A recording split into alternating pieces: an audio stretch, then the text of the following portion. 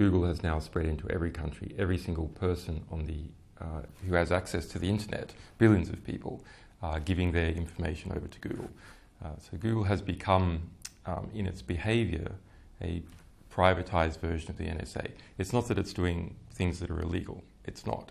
But what it is doing legally is collecting as much information about people as possible, storing it, indexing it, using it to create profiles of people to predict their interests and behaviours, and then selling that to advertisers and others.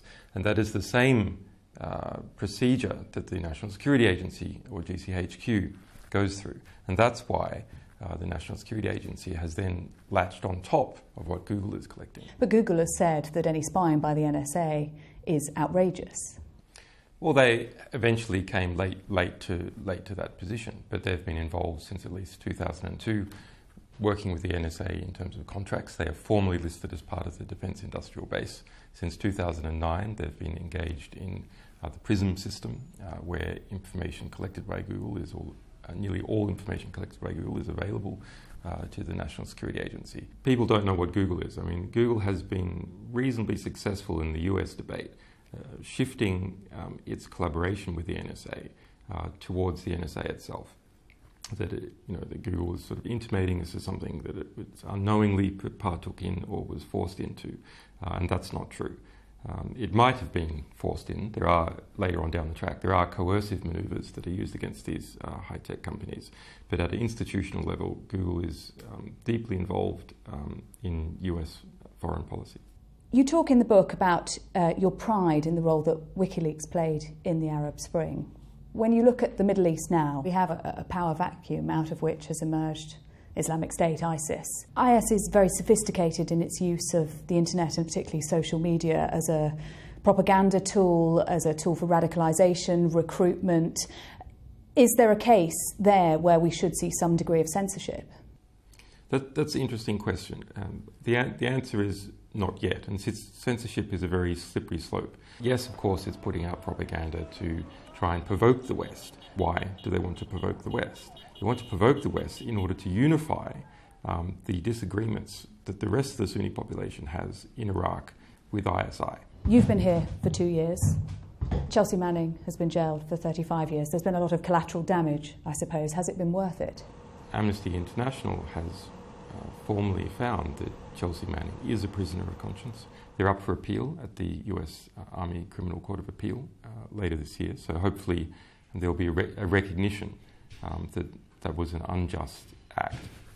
For me, when I've been involved in these sorts of publications for a long time, but when we started publishing the US diplomatic cables, I predicted that it would take 5 to 7 years to be clear of this process. I think that is going to be correct. I think in fact, I am sure that the view of what has happened historically will be favourable.